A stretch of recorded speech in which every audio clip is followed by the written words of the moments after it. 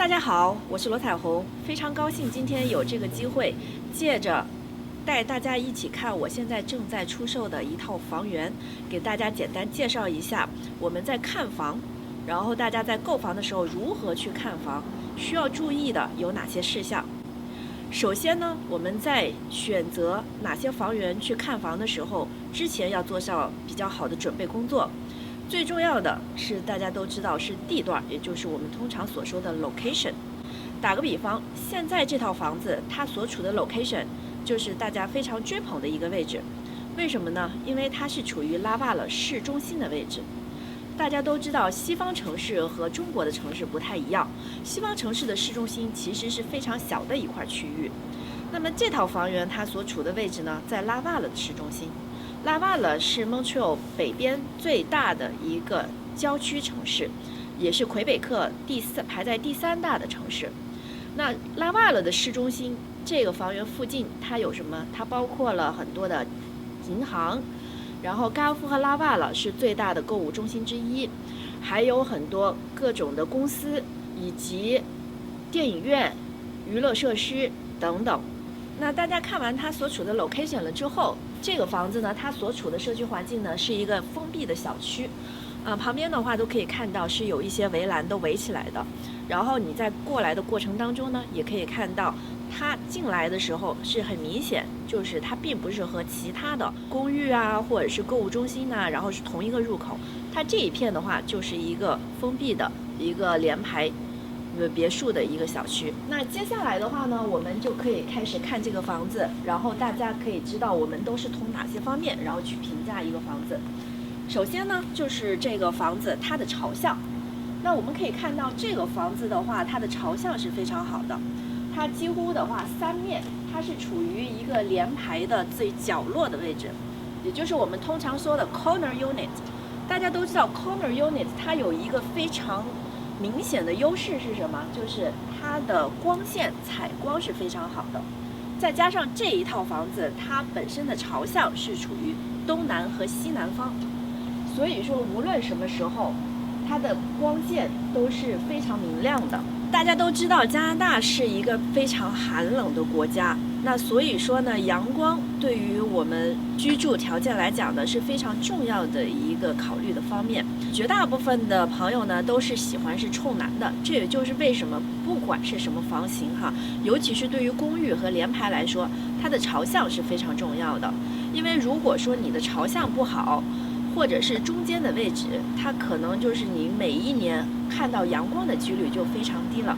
那对于大家的心情，尤其是冬天来讲，是一个非常不好的影响。所以说，在大家看房的过程当中，朝向也是非常重要的一个考虑因素。那接下来呢，我们就是看一下这个整个房子的外观。大家可以看到哈，这个房子呢，它周围，尤其是下面2层是整个外墙是由砖的外墙。那砖的外墙它最大的一个优势就是它的保暖性能要比其他的材料，比如说木材，甚至是一些复合材料都要好得很多。那刚才我们看了这套房子的外墙，我们同样呢也可以和其他房子，尤其是中间就处于中间联排位置的这些别墅来进行比较一下。很明显，角落的联排它是3面都有采光的，但是位于中间来讲的话，它只有前后。所以说，这也就是为什么很多人的话在选择联排别墅的时候，他会喜欢选择这个角落的位置，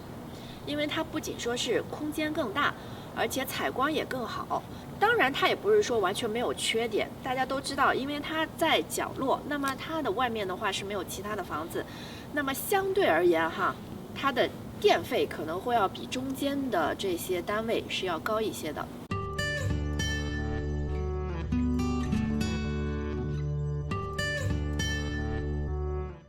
它地上是有3层，就是和别的联排别墅不太一样。我们通常都知道呢，就是联排别墅的话，它是地上可能2层到3层，再加上一个地下室的。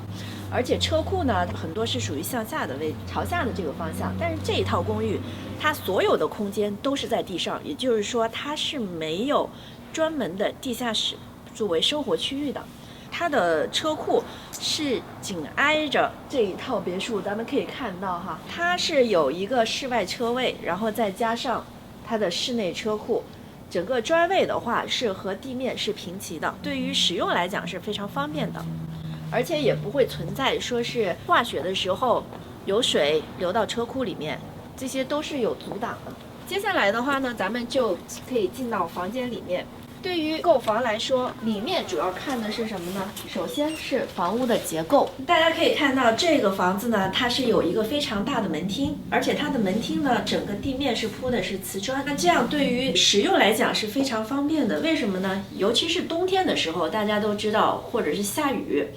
然后呢，你穿着鞋从外面进来。如果说是入口的位置是木头的话，很容易会有水漏下，然后对地板造成腐蚀。但是这一个的话，它的整个地砖，而且它是有非常大的空间，你可以坐在那里换鞋。在进门的位置呢，也是一个空间非常大的一个衣帽间。在进到门厅之后，左手边就是我们刚才看到的车库了，室内车库。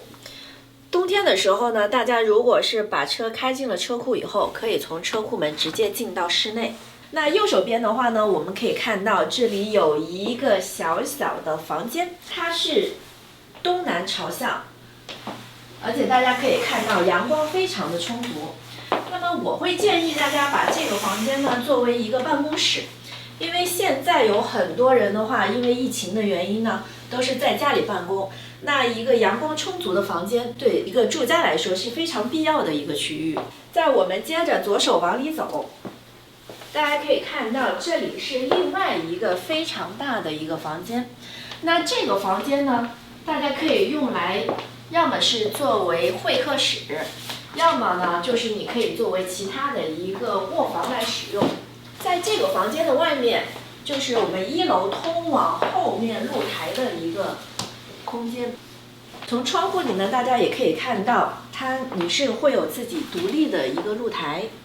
现在房主是没有使用，但是到了夏天的时候呢，在这里 barbecue 是一个非常好的一个选择。这个空间的话，因为它足够大，比如说你如果是想在家里宴客、邀请朋友，然后在后面的露台上进行 barbecue， 那是非常好的选择了。这里呢，就是整个房间的设备间。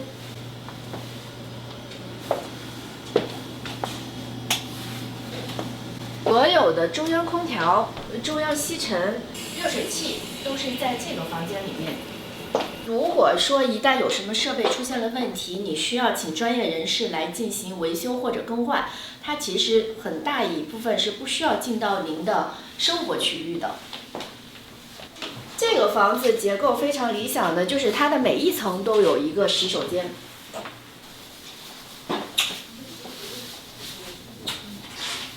好了，那大家可以看到，对于整个1层来讲，它的使用面积已经非常的够用了。而这个呢，我们还尚且没有进到我们的生活区域。整套联排它的总共的使用面积是超过了200平米。那大家都知道，200平米的话，2000多尺，基本上可以说是一个独立 house 的一个使用面积了。那接下来呢，我们一起来上到这个别墅的2楼。来到别墅的2楼呢，我们可以看到，这里有一条非常宽的一个通道，然后是把这个别墅的2楼的2侧连接起来。那大家首先跟我进到这边，这个是作为一个起居室，然后大家可以看到呢，就是业主的话，他现在在这里放了一个按摩椅，然后还有他的小沙发，非常大的趴手洞，然后可以通到2层的露台。2层的露台呢，对于我们华人朋友来讲的话，它的使用率是非常高的。比如说，因为大家都知道，很多华人朋友呢喜欢在阳台或者是什么地方晒洗好的衣服。那这样，如果是你有自己的一个露台的话呢，使用起来是非常的方便。甚至你可以在外面放上一个秋千架，如果是家里有小朋友啊，或者是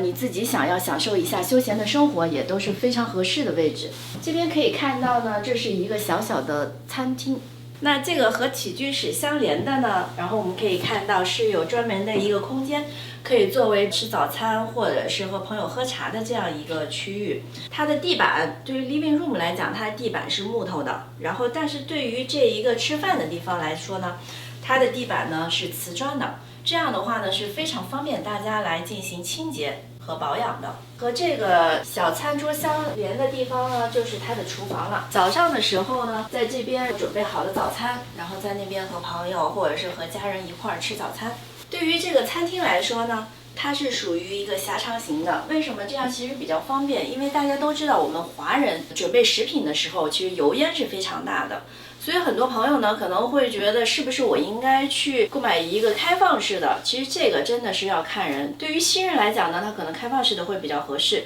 但对于华人来讲，如果说是你是开放式的餐厅，那么很有可能就是说你在做饭的时候油烟会飘得满屋子都是。所以说这个它比较合理的就是它的左手边，咱们可以刚才看到的是它的一个餐角，然后右边这样直接过来的话呢，就是它的主要的餐厅。吃早饭或者是人不多的时候，你准备好了在小的餐厅，如果说是家里有朋友，然后进行正式的宴请，从厨房准备好的食物呢，也可以直接放到桌上。和餐厅相连的是另外的一个客厅，大家可以看到它有电视，然后这个空间也是非常大的。整个的房间、餐厅或者是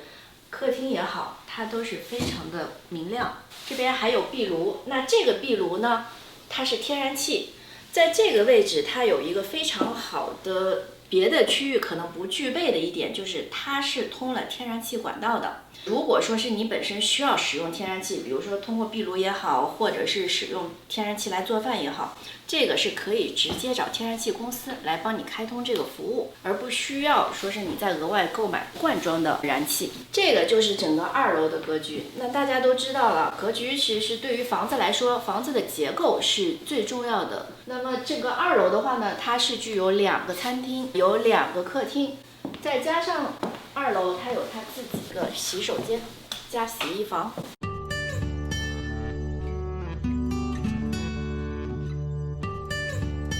宽敞的走道在家庭的使用当中呢是非常重要的一点。为什么呢？因为有的时候你可能会有不同的人，还有就是整个家庭成员或者是朋友，如果说是再从一个区域到另外一个区域，然后这个过道非常狭窄的话，就会显得很拥挤。在它现在放桌子的这个位置，大家也可以比如说放一些工艺品呐，然后进行一些相应的装饰，那整个房子的格调呢也就立刻就可以得到提升了。大家跟我一起来3楼吧。3楼呢，就主要是大家休息的一个区域，它上面包括了3个卧室、一个 attach 的洗手间和浴室，还有很多的储藏空间。上来以后，大家看到左手边呢，这边有2个门，那这2个门呢，其实都是作为衣帽间来设计的。这边的话呢，它主要是2个储物空间，里面都属于是步入式的衣帽间。所以说，对于家庭成员来讲呢，因为大家都知道，尤其是住联排或者说是住公寓的，大家之所以买联排或公寓，最大的原因呢，就是希望少维护。但是同样的，他们的缺点呢，就是储物空间不够多。但是这一套因为它的面积非常的大，所以说它设计了很多的储物空间，所以放衣服也好啊，你甚至放一些杂物也好，都是不需要再额外去占领你的居住面积了。接下来呢，就是一个房子里头大家使用最频繁的一个区域了，那就是你的主卧。它的主卧呢，它有2面大窗户。这个窗户呢，它是朝东的，阳光是从早上过来。那么大家可以看到，就朝东的这个窗户里面看出去的话，那边远的地方是电影院。这个主卧的面积呢也是足够大的，大家可以看到这是一个 king size 的，放了一个 king size 的床之后，也有足够多的空间，然后甚至你有可能可以在那边再放一些柜子啊，或者是一些小小的一些装饰啊、书桌呀，都是有可能的。和主卧相连的是它的洗手间和浴室。这个洗手间和浴室，它的空间呢是足够大，大家可以看到有2个洗脸盆，一个大浴缸，还有整体浴室。这个洗手间它有2个入口，一个是主卧，直接可以进到这个洗手间；另外一个门呢是开在这个过道上，其他的房间也是可以使用这个洗手间的，非常的方便。大家可以看到，我的左手边和右手边是2个卧室，就整个房子给人的感觉就是，无论你在什么地方都是非常的明亮，采光很充足。同样的，每个房间也都有它的自己步入式的衣帽间。这边是另外一个卧室，也是同样的明亮。足够大的衣帽间。房子的室内呢，